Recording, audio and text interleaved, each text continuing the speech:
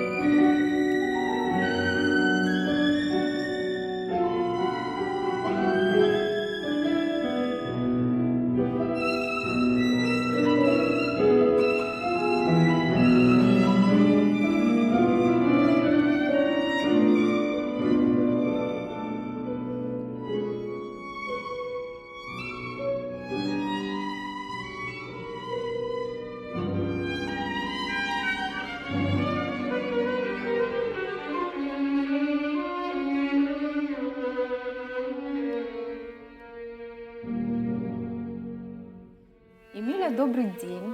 Я рада тебя приветствовать сегодня у нас в студии в преддверии твоего сольного концерта в стенах Абхазской государственной филармонии, который состоится 17 августа в 19:00. Добрый день, Белла. Я тоже очень рада встрече с вами.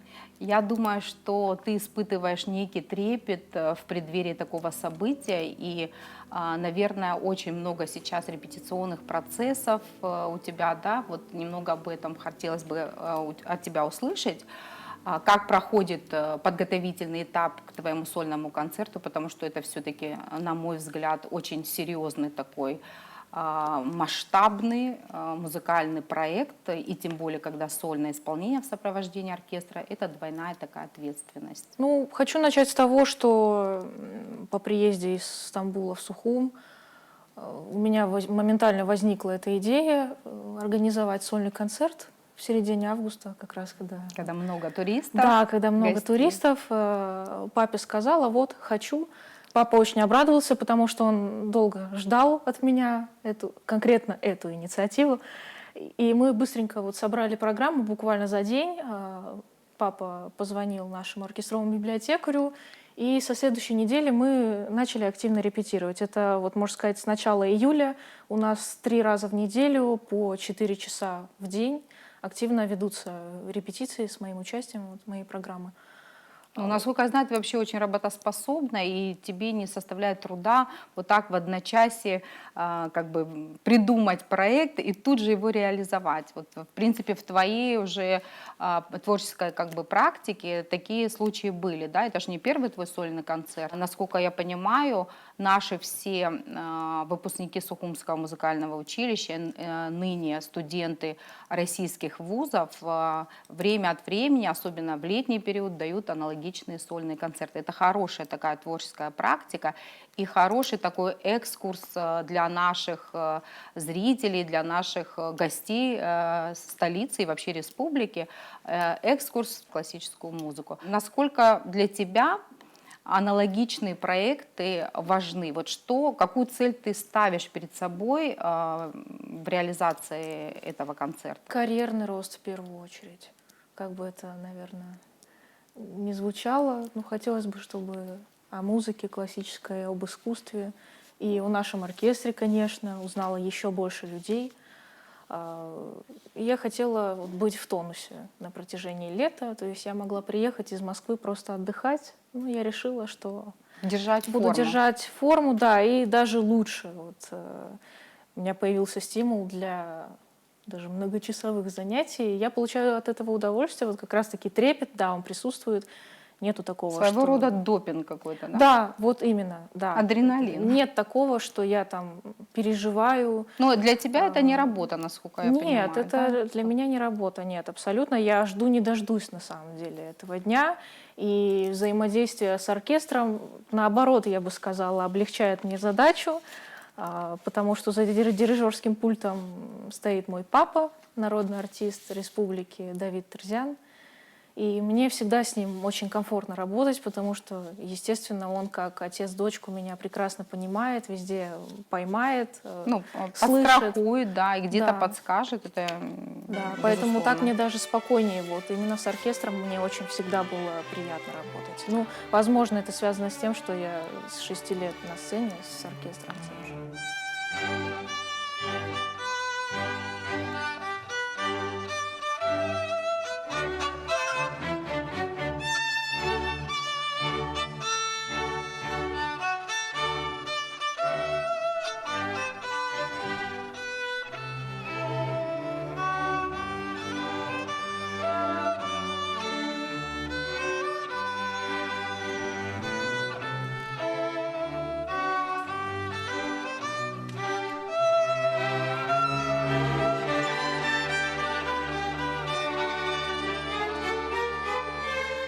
Вот еще такой момент. Очень такое звучное, емкое философское название самого концерта. Затрагивает струны души. Вот как пришли к такой идее, к этому названию? Чья инициатива? Это наша с мамой совместная инициатива, наше решение, опять же, как и все хорошие идеи. Возникла эта идея спонтанно, максимально. Мы просто за столом сидели, я говорю маме: мам, давай не вечер Не классической банально, да, музыки, не банально, не тривиально, скажем так. нужно, опять же, завлекать зрителя, чтобы вот глаз упал, затрагивая струны души. В этом есть своего рода эмпатия, потому что все, что связано с душой, у людей вызывает какое-то Конечно, внимание, безусловно. потому что у всех у нас есть свои там чувства, которые периодически, вот опять-таки, музыка способна затронуть. Вот сейчас у нас был такой некий экскурс непосредственно к твоему проекту, но хотелось бы все-таки вернуться к началу твоего пути творческого и вообще к начала, если можно так сказать. У тебя такое звучное имя и фамилия, притом двойные, да, Мария Эмилия Терзян-Хагба. Ты представительница двух музыкальных, известных в мире искусства династий. Династии Хагба в Абхазии, которые, я думаю, что знают большинство, если не все. У тебя был знаменитый дедушка, всеми нами любимый, Анатолий Дмитриевич Хагба. Также в вашей семье, в принципе, все музыканты, как твои родители, так и твои тети и дяди с двух сторон. Да? Вот твой папа известный дирижер, руководитель Государственного камерного оркестра Республики Абхазия, народный артист Республики Абхазия. Твоя мама тоже солистка камерного оркестра, арфистка, вокалистка в капелле, да, нашей государственной также принимает участие. И, в принципе, братья, сестры, все в семье музыканты, если можно так вот обобщить.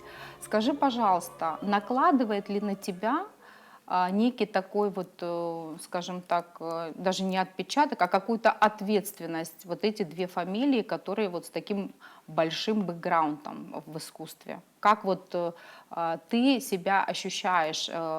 Чувствуешь ли ты какую-то гиперответственность перед аудиторией, перед публикой, да и вообще в мире искусства? Конечно. Как ни странно, большую ответственность я испытываю, когда играю перед абхазской публикой. Наверное, потому что здесь больше людей, которые меня знают лично, и они ожидают от меня лучшего результата. Например, когда я выступаю на российской сцене, ну или за рубежом, вот нет такого волнения, как здесь. Поэтому, конечно, я отношусь к этому с большой ответственностью. И да, я хочу, я обязана продолжать дело своих родителей, потому что они очень много вложили в мое развитие, в мое становление, так же, как и их родители вложили в них очень много. И так же, как и я буду вкладывать в своих детей. Да, ну не знаю, будут ли музыкантами, но тем не менее я чувствую, что это мое, и все мы были всей семьей рождены именно для этого.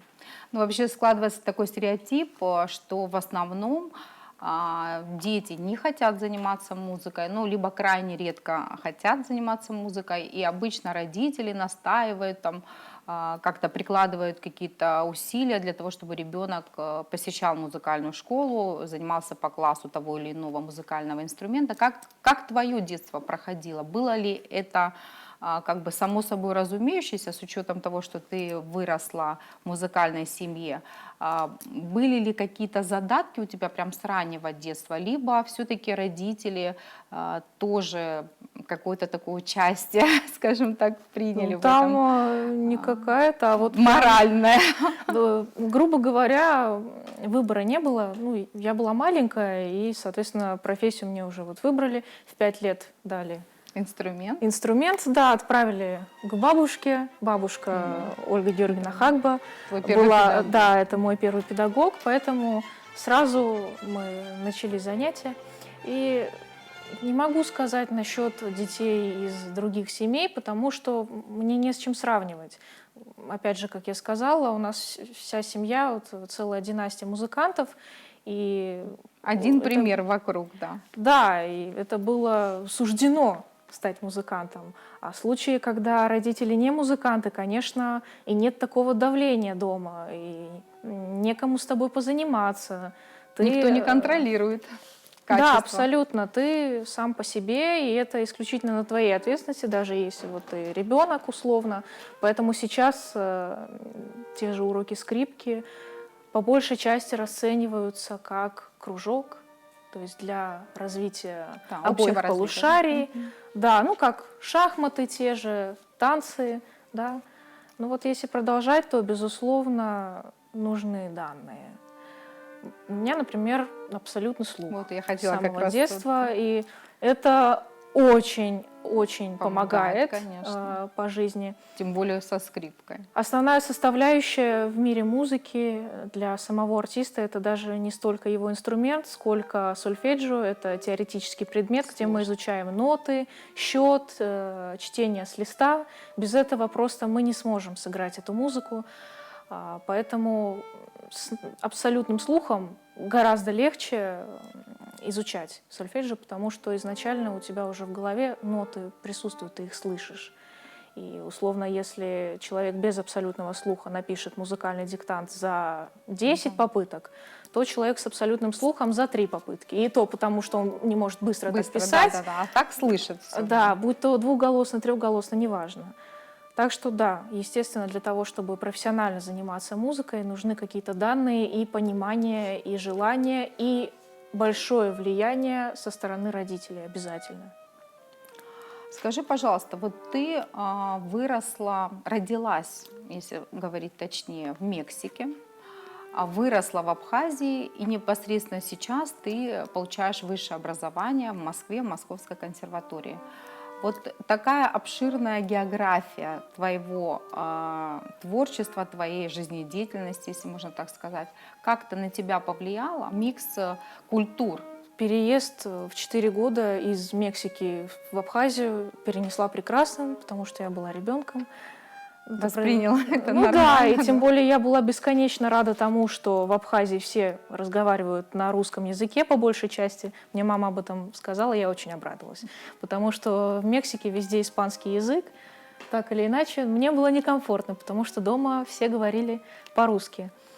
И вот этот период жизни, как бы, да, самый простой, пожалуй, из всех, но это детство. Пожалуй, самый сложный, как и у большинства студентов, это именно поступление в осознанном возрасте в Москву. Это полноценный переезд, это полноценная сепарация от родителей, это другая еда, Но другая ты себя органично комната. абсолютно, я думаю, чувствуешь, потому что по тебе не скажешь, что ты испытываешь какой-то стресс вдали от Абхазии. Не, все с точностью и наоборот. И Да. вот уже 4-й год мой пошел жизни и работы в Москве. Я пока Не что можешь привыкнуть. не могу привыкнуть ни к ритму жизни, ни к менталитету. Все равно все дороги ведут в Абхазию.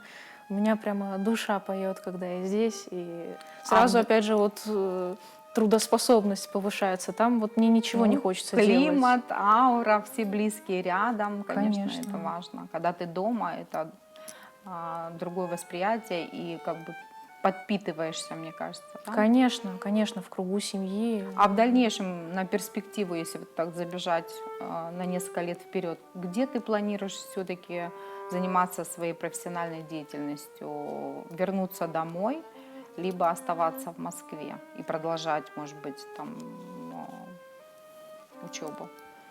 Я в любом случае вернусь домой, но не сразу. Это достаточно сложный вопрос на самом деле, потому что мы не знаем, что будет завтра, и даже через 5 минут мы не знаем, что произойдет. Поэтому Ну и, в на принципе, будущее- музыканты учатся всю жизнь. Да, А, ну, конечно. Такая Да, специфика. да, только в определенная. 80 лет только начинается Жизнь, да? гастрольная деятельность и жизнь, да, настоящего артиста. И поэтому у меня есть несколько вариантов. Сейчас я рассматриваю вариант работы в частном оркестре в Санкт-Петербурге. Хорошо. Музыка Этерна. Может, слышали, дирижер Теодор Курентис. Да. Сейчас это очень, Очень востребованный и хорошо оплачиваемый оркестр. И очень популярный. Да, очень популярный. Они очень много занимаются, и там вплоть до последнего пульта сидят потрясающие музыканты. И поэтому, конечно, хотелось бы на них равняться, быть их уровня и стремиться к лучшему. А если рассматривать другую перспективу, то хотела бы попробовать себя в Европе, в Берлинской филармонии с самого Да, и вот детства. сейчас вот перебиваю. Вот если исходя из твоей творческой биографии, как нам всем известно, ты лауреат очень многих международных музыкальных конкурсов и непосредственно обладательница 2 гран-при. Вот если можно, немного об этом. Как тебе помогает участие в аналогичных проектах, в аналогичных образовательных, просветительских конкурсах в твоей творческой деятельности? Насколько для тебя это имеет значение? Что ты для себя извлекаешь из этого?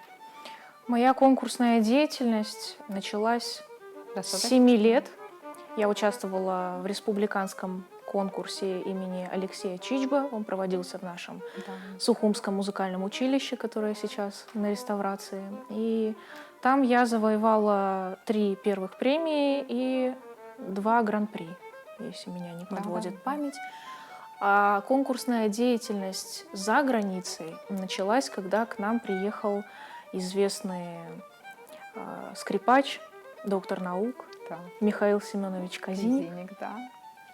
И я ему очень благодарна за все, что он сделал. Он фактически пробил окно в Европу, именно карьерное. Такой что шанс касается. выпал, да? Да, он приехал в декабре 2017 года, выступал Я у нас помню. в Большом зале филармонии. Я участвовала, мне было 11 лет, участвовала в его мастер-классе. И тогда он меня пригласил на конкурс «Восходящие звезды» в Риге, в Латвии. И он проводился в марте 2018. И, естественно, у меня там оставалось фактически 4 месяца на подготовку.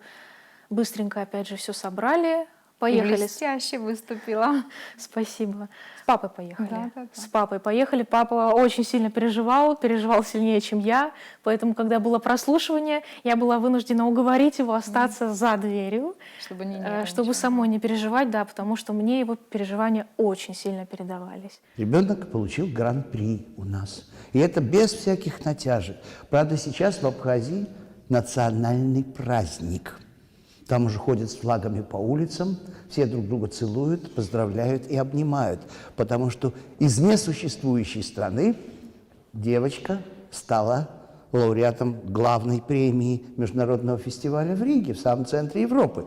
А раз стала, значит, страна есть.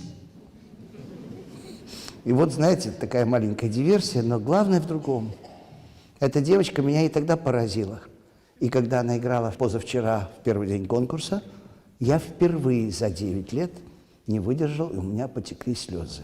Настолько пела и плакала ее скрипка. Такое яркое твое выступление, особенно было очень важно услышать такие правильные слова от самого Казиника, когда он обратился к публике с такой речью, где участница якобы маленькой, непризнанной страны, но все-таки завоевала Гран-при. Это очень, я считаю, такое историческое событие в культурной жизни нашей республики и в формате вообще международных культурных взаимоотношений. Для ребенка твоего возраста я считаю, что это вот большой такой прорыв и успех.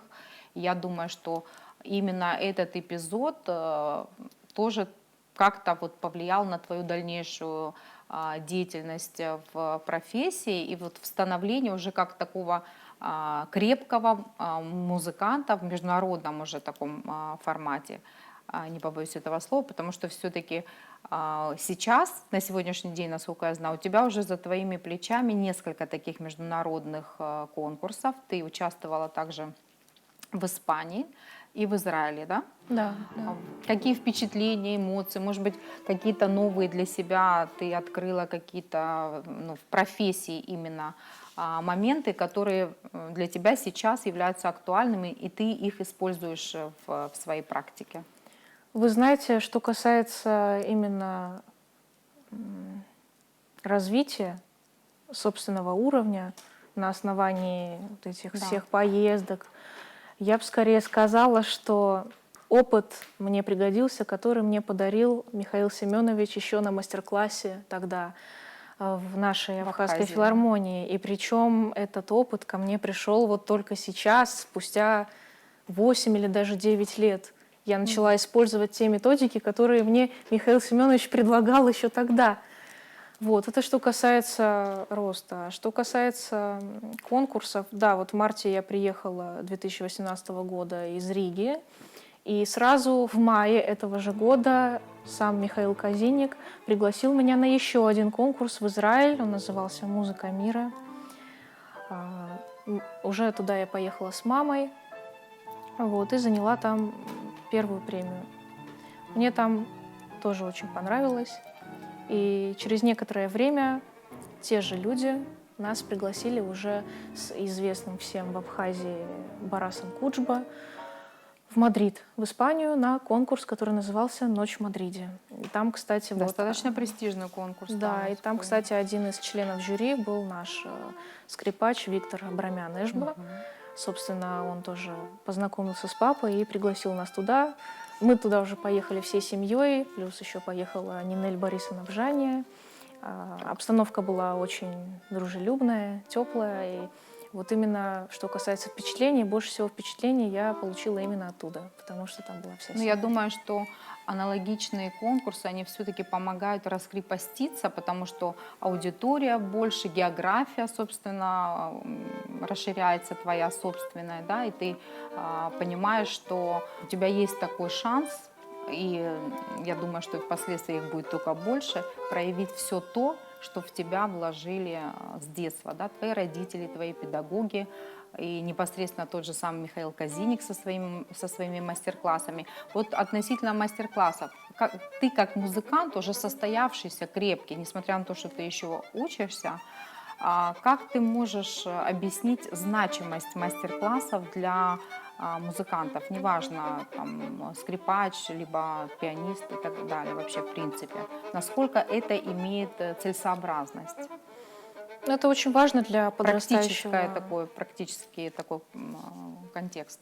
Это очень важно для подрастающего поколения, особенно если приезжает мэтр, мастер своего дела, и люди об этом знают, то это очень важно, что этот человек подарит бесценные знания нашим деткам. Поэтому, да, мастер-классы — это очень важно. А вот если вернуться немножко назад, вот ты упомянула своего первого педагога Ольгу Георгиевну Хагбо. Скажи, пожалуйста, насколько важно иметь, скажем так, в начале своего творческого пути крепкого педагога и такую сильную руку, на которую можно опереться, и что это дает впоследствии? Вот ты понимаешь, что какая-то часть твоего успеха, твоего профессионализма напрямую связана с твоим первым педагогом? Конечно. За всю мою жизнь у меня было очень много педагогов, и поэтому я сейчас понимаю, что это играет очень важную роль. Я бы сказала, даже ведущую роль в становлении молодого музыканта. В этом плане неотъемлемую часть моего становления составляют занятия не только с Ольгой Георгиевной, но и одновременно велись еще занятия с папой, потому что папа бывший скрипач. Да. Он окончил С Ереванскую... таким же абсолютным слухом. Да, он окончил Ереванскую консерваторию, а у папы более вспыльчивый характер, нежели у моей бабушки. Моя бабушка все максимально спокойно преподносит. Я приходила к ней на уроки, даже иногда бывало не позанималась, просто вот впитала то, что мне сказали на прошлом уроке, и во время игры вот вспоминала это и делала. И мне даже бабушка могла сказать: о, видно, что позанималась, хотя, ну, я не занималась. А с папой такое Не прощалась. Не прощалась, да, более потому что строгий, папа да. контролировал любую нечистую ноту, и эти занятия настолько мне запомнились, что даже сейчас Ты вспоминаешь, разбуди да? меня ночью, Ты всё я помнишь? сыграю то, что мы учили много лет назад вот в начальной школе. Настолько... Ну, так к вопросу о дисциплине. Насколько дисциплина все-таки Да, важна в занятии музыкой, да, вот и, может быть, если бы не было такого острого, скажем так, взгляда твоего отца, может быть, и были бы какие-то нюансы, которые, ну, как бы были, нуждались бы в какой-то, там, я не знаю, штриховке. если можно я так уверена в сказать. этом, потому что если бы не папа и не его влияние, давление, Да, да. в 5 классе я бы бросила скрипку. Ну, как большинство детей, они, в принципе, не заканчивают музыкальную школу. И Именно какой-то в такой 5 переломный классе. момент, когда нужно уследить, когда нужно акцентировать наибольшее внимание на ребенка. Бывает такое, что вот Да. И этот кризис происходит именно вот в 5-6 классе. подростковый возраст Да, такой, и да, большая часть бунтарский родителей, дух. да, и большая часть родителей поддается этому импульсу детскому и, соответственно, позволяют Но бросить в твоем музыку. случае, я думаю, все иначе, потому что у тебя все музыканты в семье, поэтому я думаю, что другого и не дано было. Да. Был как Да. бы своего рода Папа такой, да. продолжал со мной заниматься, продолжал выжимать лучшее, что он мог сделать. Я ему за это очень благодарна, потому что то, что я имею сейчас, это вот благодаря Ольге Георгиевне Хагба и благодаря моему папе Давиду Терзяну. Вот на начальных этапах это 2 человека, которые поставили меня на ноги как музыканта. Да, там как бы плюс и минус, да? Да, и не я. И не янь, Да. хотела сказать, да.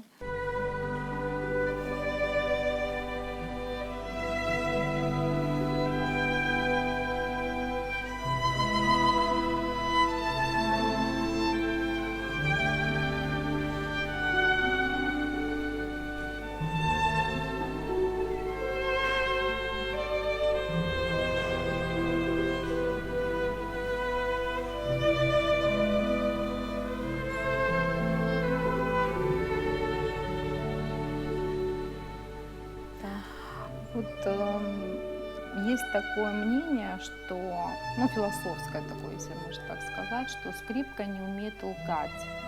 Вот скажи, пожалуйста, вот какую черту характера раскрывает инструмент, то бишь скрипка, в процессе игры? Вот что ты можешь выделить из своего характера? Вот как ты там Ох, можешь объяснить? сложные вопросы пошли. Да, нет. Ну, я не могу согласиться с тем, что Не умеет лгать?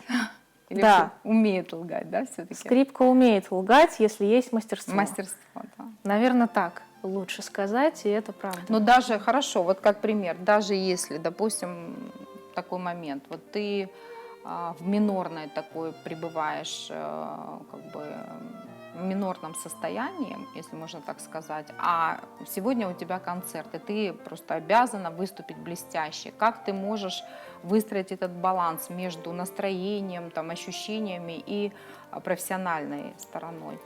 На самом деле у меня эта грань очень четкая, и она... Ты автоматически включаешься? Да, у меня присутствует этот железный занавес, который при выходе на сцену обеспечивает мне полноценный настрой именно на музыку. Когда я Как- выхожу на сцену, я забываю обо всем, что только что творилось за кулисами. И это не потому, что я себя как-то заставляю, а потому что это естественный процесс. Погружение, да. Это погружение. Иначе нет смысла играть музыку, если ты выходишь на сцену и думаешь о чем-то О своем. птичках, да. Вот многие говорят, что многие педагоги говорят, выйди на сцену и представь себе образ или представь себе ситуацию, которая настроит тебя на правильное русло. И Это тебе не мне это помогает, мешает, мне это именно мешает. Концентрироваться, да? Вот как бы. Да, я именно играю, как играю. Поэтому Ну, это каждый профессионально очень. каждый раз выходит по-разному, что важно, естественно. Конечно. Не под копирку. Да, мы 50 раз играем одно и то же произведение, даже больше, и каждый раз мы играем его по-разному. этом Заниматься, конечно, надо, но душа каждый раз поет по-разному, и это не контролируется. Это данность. А вот если поговорить немного о твоем темпераменте, ты все-таки кавказская девушка, да, в тебе намешано много крови. А как вот этот кавказский темперамент уживается с академической музыкой? Вот как ты можешь выстроить такую какую-то ровную линию между двумя такими ипостасями? Шикарно уживается. Мешает, либо помогает. Шикарно уживается и помогает в силу того, что горячая кровь, как принято у нас говорить, побуждает на больший объем экспрессии в игре, более Ну, эмоционально. вообще всё ж проходит. говорят, что представители кавказских национальностей, они более экспрессивные, вот как ты сейчас сказала, более эмоциональные, более гибкие, да, вот в музыкальном искусстве. Ты вот можешь с этим согласиться? Если дело касается восточных композиторов, то, конечно, это очень помогает, и представители кавказской национальности априори играют лучше, чем Нет, кто-либо. а вот именно если относительно слуха музыкального. слуха. Считается же, что Слуха. тоже, да, вот Да, кавказские да. народы, они музыкальные, Да, конечно, да, кавказский народ более преимущественно музыкальные, музыкальный. скажем так, да. И могу сказать еще как человек, который ездил в Китай на гастроли, могу сказать, что китайцы очень музыкальные в том плане, что они наделены слухом очень хорошим. Мы играли в Китае подмосковные вечера, И как они воспринимают. и мало того, что они всем залом начали подпевать, так еще и идеально чисто. Это было для меня большим удивлением. Удивительно, да. Да, поэтому, да, можно выделить представителей кавказской национальности и вот азиатов как музыкальных, наиболее музыкальных людей. Ранее упомянула такой факт, что выступая у себя в стране, на родной сцене Абхазской государственной филармонии, ты испытываешь особый трепет и какое-то такое, может быть, волнение, потому что ты выступаешь перед своей публикой. Почему это происходит? Потому что, вот, опять же, тебя все знают, либо это все-таки какая-то гиперответственность, показать, что представитель своей страны, да, то бишь Абхазии, ты как студентка Московской консерватории за определенный период можешь доказать и продемонстрировать свое мастерство. Особенно как-то тонко, может быть, как-то трепетно. Вот почему такая разница между публикой в другой стране и публикой у себя на родине? Ну, опять же, это связано с тем, что Это же не местная- значит, что у нас все разбираются в классической музыке Нет, хорошо. нет. Безусловно, нет. Просто здесь, конечно, у меня очень много родственников, представителей фамилии Хагба, Да. и они всегда заполняют зал. И помимо этого, люди, которые меня знают как музыканта, знают мою семью, моего папу. Ну а вообще есть ли желание доказать и показать по факту, да, уже, что все-таки наше подрастающее поколение, наша молодежь не менее талантлива, нежели та же молодежь, аналогичная там, в той же самой России, либо в других странах? Вот есть такой посыл у тебя? Может Да, быть, где-то на конечно. подсознании? Конечно, не на подсознание, а осознанно, да. И в России, несмотря на то, что там я меньше волнуюсь и меньше азарта, Да, я да. бы так сказала, конечно, есть потребность доказать, что даже музыканты из такой маленькой страны, как Абхазия, музыканты могут показать достойный уровень. И у нас много таких, которые уже поступили и за границу, и вот в Москве много нас, в том числе и хорошая наша пианистка Лана Адлейба, она сейчас солистка Абхазской филармонии, Кая Хупори, тоже Да, фортепиано. достаточно большая плеяда молодых исполнителей, Да. выходцев из нашего музыкального, да, Сухумского музыкального училища, которые, в принципе, сейчас уже состоявшиеся музыканты, да, и за пределами нашей страны в том числе. А скажи, пожалуйста, вот как ты относишься к такой тенденции, которая сейчас, в принципе, мы наблюдаем во всем мире, как музыкальная эклектика относительно классических музыкантов? Ну вот как пример, допустим, Ванесса Мэй, Дэвид Гарретт, там, я не знаю, Венгеров, например, они, пытаясь популяризировать классическую музыку, используют различные приемы, может быть, синтезируют, да, как бы, если можно так сказать, из других жанров для того, чтобы ввести вот как бы аудиторию, большую аудиторию именно в мир классической музыки. Ты себя можешь как-то вот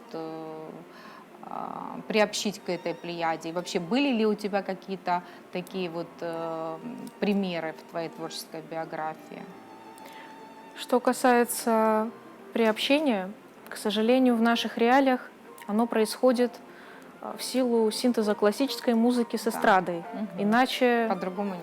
да, аудитория, именно фанаты классической музыки, их достаточно мало. Да. Особенно вот у нас, если даже статистически Да, посчитать, то человек 150 Ну да. преданных Да, любителей небольшой. на один Сухум приходится. Мгм. Вот. Что касается Дэвида Гаррета, Ванессы Мэй, Линсти Стирлинг, Да, да, собственно, точно, да. синтетический жанр, конкретно Да. классические музыканты, скрипачи относятся к ним максимально скептически. Да, И я вхожу в их число, потому что, естественно, это... Но да, ты это себя не скрипа. видишь, да, вот в таком вот процессе? Ну, для начала я хочу достичь совершенства как именно Классический, академический да. музыкант, а там, когда уже зайдет вопрос заработка, популярности, карьерного роста, то Ну, да, тоже я может вот быть. именно в этом году я задумалась о том, чтобы создавать подобные проекты на электроскрипке. Я до последнего отвергала Но эту ты считаешь, идею. что это может как-то помешать твоей как бы прямой направленности вот, академической музыки, академического исполнения? Либо просто это как бы отражается на твоем времени, ты боишься потратить время на вот Времени более это такой легкий сегмент, если можно так сказать? Времени это не занимает, потому что играть эстрадную музыку априори легче, чем классическую. Я, например, когда мне приходится что-то играть, допустим, известный Да. всем танго из Да, «Запах женщины», Мгм. я, например, вообще не занимаюсь, потому что музыка известная. Да, и уже И как бы да, это кардинально облегчает. меняет восприятие, и это портит непосредственно постановку скрипичную, особенно если касается дела игры в ресторанах. У меня пока что нет такого опыта. Ну, техника Техника страдает, да. портится, да, потому что на той же электроскрипке не нужно давление смычка использовать, это же электроскрипка, и звук льется сам. Да. А когда ты переходишь на обычный инструмент, тебе уже сложнее извлекать звук. У меня был опыт на электроскрипке, один концерт, пиано-дуо в 2021 году, если меня не подводит память. И буквально один номер мы репетировали несколько дней, и у меня за это время Уже, да. вес руки уже ослаб, когда я перешла на свой инструмент. Поэтому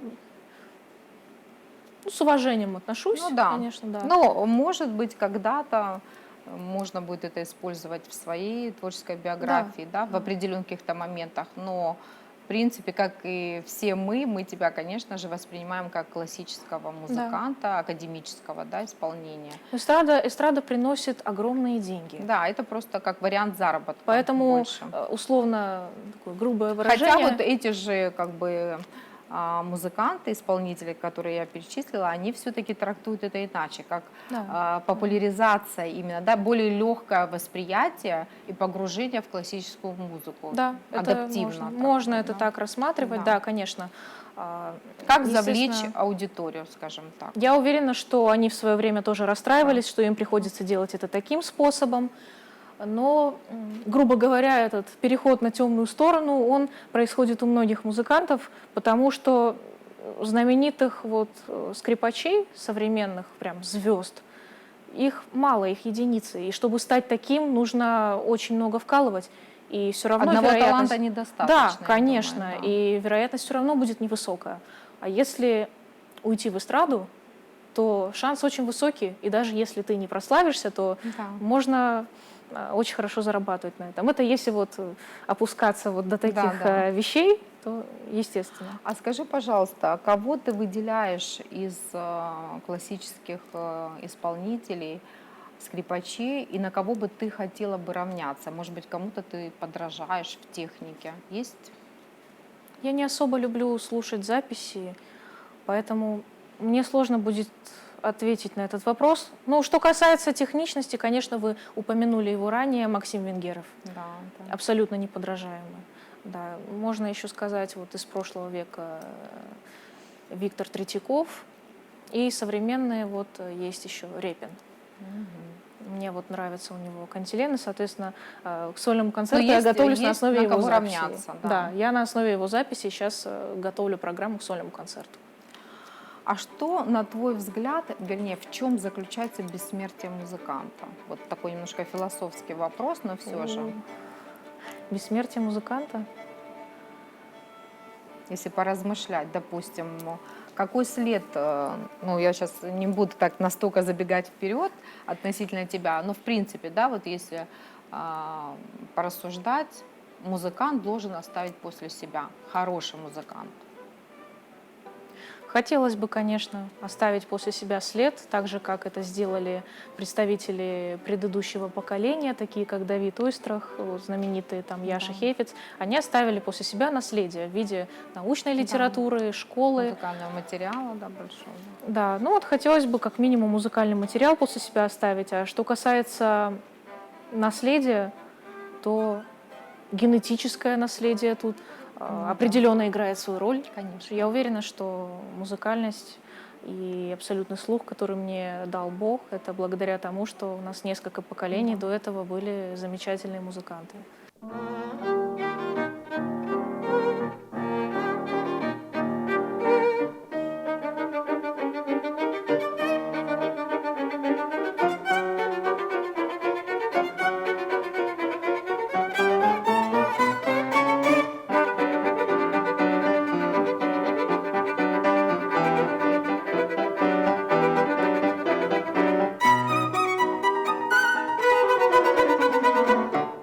В такой ближайшей, может быть, перспективе, есть ли какой-то, не знаю, проект, либо мечта, которую ты хотела бы осуществить у себя на родине? Вот, может быть, это какой-то образовательный центр музыки, да, ну, там, я не знаю, преподавание, может быть, классической музыки, может быть, это какой-то зал. Я не знаю, вот о чем ты мечтаешь по прошествии там 10-20 лет, скажем так, в контексте нашей Абхазии? У меня 7 пятниц на неделе на самом деле. Иногда мне хочется... Многогранно. Да, иногда мне хочется закончить аспирантуру в Москве, чтобы иметь право здесь преподавать и в это высшем тоже учебном заведении, и в нашем музыкальном училище. А что касается, кстати, вот на кого я равняюсь, именно не касательно уровня скрипичного, я равняюсь не на скрипача, я равняюсь на нашу дорогую Хиблу Леварсовну Герзмава, которая очень много сделала для нашей страны и представляет ее уже который год за рубежом. Поэтому вот я бы хотела... Но есть чему стремиться. Да. Я думаю, что Поэтому у тебя... я бы хотела пойти по ее стопам. Это прям... Это все-таки больше о том, как тот или иной музыкант в контексте, допустим, нашего диалога непосредственно ты можешь популяризировать свою страну, Да. маленькую республику Абхазия, далеко за пределами. Я да? бы хотела это делать таким же путем. Вот как Хибла Путем Леварсовна. искусства, путем Путем культуры. искусства, да. Да. Да. Самый понятный язык дипломатии. Да, у музыки музыка вне политики, поэтому... Эмиль, вот у нас такой с тобой очень такой живой диалог получился, скажем так, немного отошли от вопросов, но хотелось бы к небольшому блицу перейти. Что, на твой взгляд, опаснее для музыканта? Одна неверная нота или потеря собственного внутреннего голоса? Как ты- Потеря голоса. Потеря голоса. Ты не боишься сыграть неправильно, ты боишься не быть Эмилией Терзиан-Хагба как исполнительницы. Да, потому что неправильную ноту играют все, даже великие исполнители, а потеря себя — это уже что-то более масштабное. Ты уже доказала и доказываешь, что ты умеешь побеждать. Что тебе еще предстоит доказать, самой себе? Что для себя доказать? Я докажу для себя, что я достойный музыкант, когда я займу премию на конкурсе Чайковского. Круто. Будем категорично рассуждать. Если однажды придется выбирать между мировой славой и полной свободой в музыке, что ты выберешь? Мировая слава. Хотя Как истинная, хотя да? вот И то, да? да, взаимозаменяемые вещи. Мгм. Все должно быть в синтезе. А вот ты насколько я тебя знаю, достаточно такая эмоциональная, живая, эмпативная. Скажи, пожалуйста, какая твоя черта помогает тебе становиться сильнее, а какая, быть может, мешает? Мне как раз-таки мешает тот факт, что я по жизни очень спокойный человек, даже слишком. Уравновешенный? Даже вот нет. Либо таким из с крайности остальным в крайность, стержнем и из больше? крайности в крайность. Вот если предстоит мне какой-то сложный концерт, я до последнего не буду, например, заниматься. Начну. Вот завтра, например, у меня концерт в Пицунде, я не занималась Это какой-то еще. бунтарский такой вызов, Да, но мне не кажется, занимаюсь, да? потому что я уверена в себе. Конечно. У меня присутствует очень сильный дух конкурентности. О, это И классно. поэтому меня это не подводит и как-то вот стимулирует Да, конечно, в определенные конкуренция моменты. всегда стимулирует Потому на что, да. новые какие-то Я человек по свершения. своей природе очень ленивый. Возможно, это будет сейчас мотивацией для подрастающего поколения. Всю жизнь я была очень ленивым человеком и занималась из-под палки. Даже Мне сейчас. всегда казалось, что наоборот, Нет, ты и занималась трудоголик. из-под палки. Я вообще не трудоголик, я полная противоположность. И пусть это послужит мотивацией. Вот только сейчас я начала приходить на 4-м курсе консерватории к тому, что лень — это минутная слабость, и Нужно инвестиции в наше будущее можем сделать только мы сами. И мы прямо сейчас несем ответственность. То есть лучше сделать и пожалеть, чем не сделать и пожалеть. Согласна.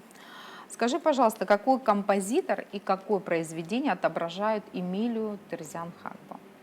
На данный момент моим фаворитом является рапсодия Эдуарда Багдасаряна. Это советский композитор, который написал помимо этого произведения еще множество других, очень красивых. Они прозвучат на моем сольном концерте. Рапсодия Багдасаряна не раз уже звучала в сопровождении симфонического оркестра здесь, в моем исполнении, и прозвучит на моем концерте в сопровождении рояля. И еще будет одно произведение Эдуарда Багдасаряна уже в сопровождении оркестра, это «Ноктюрн». Для меня это прекрасный композитор, потому что он сочетает в себе и именно кавказскую экспрессию, Да. в которой я Полностью нуждаюсь. отображает твой Да. характер, мне кажется, да? Да, конечно, конечно. И у него есть и лирическая составляющая, и техническая. Есть абсолютно все. Если вот выделять конкретно рапсодию, которую я играю и буду еще играть, это мое любимое произведение, оно сочетает в себе даже советские мотивы, очень многие их слышат, сочетают мотивы русских композиторов, таких как Петр Ильич Чайковский, присутствует полноценная лезгинка в середине, присутствует... Такой синтез получился. Да, и музыкальный. присутствует армянская кантилена полноценная. Поэтому, да, поистине потрясающе. Все стороны. Воплощение красоты.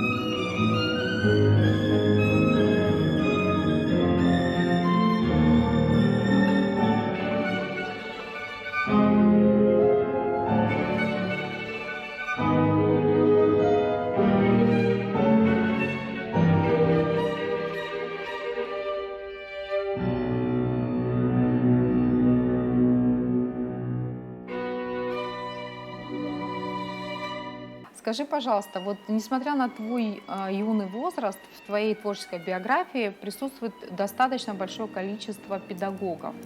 А кого ты можешь выделить как выдающегося гениального педагога? Ну, про папу говорить не буду, это и так Да, понятно. По умолчанию. По то есть. умолчанию, да, Да, конечно. Опять же, безмерная благодарность моей бабушке Ольге Георгиевне Хагба.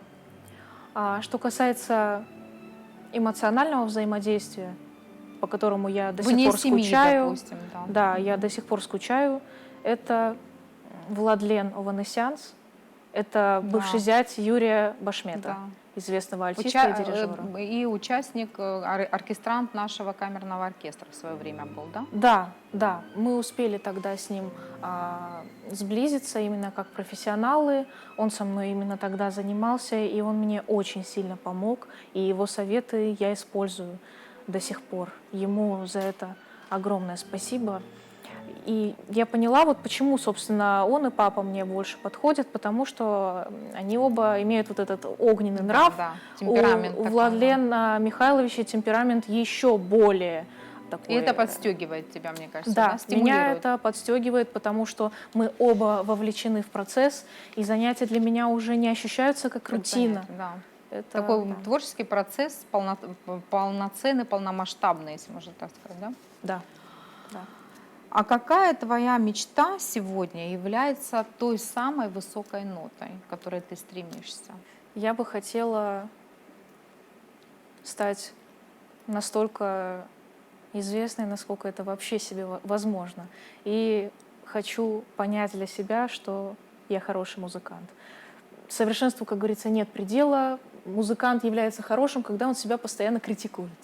Я сейчас Да. это Ну да, пока что... самокритичность тоже имеет место быть, и она важна, Да. но в определенной дозировке, если можно так сказать. Я бы сказала, что вот признание хотелось бы. Да. Ну, может, я пока еще молодая, не знаю, потому что музыкальность в избытке, как бы, я не особо стараюсь, чтобы это получалось. А вот что касается именно там даже тот же самый зал собрать на мой сольный концерт Ну, 17 да. августа, Да. приходите. Да. Вот это... Ты знаешь, вот я-то знаю тебя уже достаточно давно, можно сказать, прям с малых лет. И знаю тебя как трудолюбивую, несмотря на то, что ты говорила ранее, что ты ленива, но я все-таки наблюдала за тобой, как ты скрупулезно занималась музыкой. И я считаю, что скрипка один из самых сложных инструментов, и, безусловно, это колоссальный труд. И я могу, и, может быть, когда-то напишу научную статью под названием «Феномен Марии Эмилии Терзиан-Хагба». Скажи, пожалуйста, вот как ты сама можешь объяснить этот феномен? Кто же все-таки Мария Эмилия Терзиан-Хагба? Ой, какой сложный вопрос. Фактически, кто я? Кто ты? Это большая часть людей не может ответить на этот вопрос. Кто же я? В чем мой феномен? Был, это очень сложный вопрос. Ну, Можете еще меня как-то направить? ну, я не знаю, все-таки ты творческая личность, да, и в тебе намешано много кровей, много культур, много, скажем так, профессиональных направленностей, которые приложили так или иначе руку к твоему творчеству. И, наверное, все-таки ты составляешь такой некий музыкальный творческий симбиоз, ну, на мой взгляд, да. И вот я считаю, что на сегодняшний день это, можно сказать, уникально. И таких, как ты, у нас в стране, ну, я думаю, пока еще нет. Надеюсь, что будут. Будет, конечно, Да, обязательно. ну, именно я имею в виду твоего поколения, вот, да, вот, как бы, если мы берем здесь и сейчас. И поэтому я, собственно, вот когда я готовилась к интервью, я как-то так и обозначила, что это все-таки феномен. Это такие дети, скажем так, не рождаются каждый день, к большому сожалению. Я думаю, что именно этот феномен Марии Эмилии Терзиан-Хагба прославит нашу республику в музыкальном сегменте, а именно в классическом таком музыкальном искусстве, что немаловажно. И я думаю, что Абхазия делает уже большой рывок в этом направлении. Я же со своей стороны, конечно же, желаю тебе всяческих успехов в творчестве, такой, знаешь, творческой музыкальной феерии, если можно так сказать, на такую широкую аудиторию в общемировом сегменте. И, конечно, вот не могу, не подытожив наш диалог с тобой, сказать следующее, что все-таки музыка — это такое вот направление, которое доступно, мне кажется, всем слоям общества. И люди без слов могут понять суть, могут прочувствовать ту или иную эмоцию, в чем, собственно, и заключается роль музыки. Да, это фактически разговор со слушателем. Вот почему, собственно, мне и нравится, почему я чувствую себя на сцене как дома и даже лучше. И вот относительно твоего концерта, вот хотелось бы еще раз анонсировать, что 17 августа в стенах Абхазской государственной филармонии пройдет твой сольный концерт под руководством главного дирижера Абхазского государственного камерного оркестра, народного артиста Республики Абхазия маэстро Давида Терзян. И также, что бы я хотела бы выделить все-таки вот в нашей беседе, что вот ты такой красивый, достойный пример для подражания для нашей молодежи, для подрастающего поколения. Я думаю, что вот наша беседа не уйдет в никуда. И те зрители, те родители, которые послушают, я думаю, сделают какие-то правильные выводы и, безусловно, смогут направить своих детей в то русло, которое как бы откликнется, да, и в душе, и в головах, да, скажем так. Главное — любить то, чем вы занимаетесь. Пусть Да. это будет напутствием Это важно, сегодняшним. да. И все-таки, вот, возвращаясь к концерту, такой философский посыл, да, у названия, затрагивая струны души, ну, для меня это прям вот глубокий смысл несет. И я бы хотела бы тебе в преддверии этого концерта пожелать следующее. Пусть в этот вечер твоя скрипка затронет те струны души, которым не способны достучаться слова. Я благодарна тебе за нашу беседу. Спасибо вообще, что ты транслируешь большое искусство в мир и популяризируешь нашу страну, маленькую республику Абхазия, которая, как я говорю везде, наделена большими талантами. Спасибо. Спасибо большое.